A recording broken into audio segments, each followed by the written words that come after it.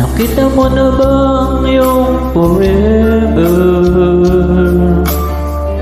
Naselya sa iyong pagmamahal, na handang ialay ang kanyang buhay sa iyo.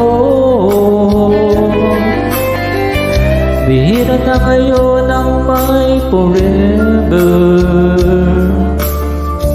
kaya ba't mahal, ingatan mo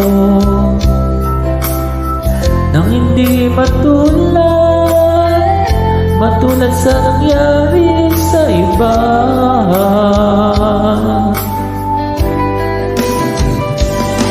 Respeto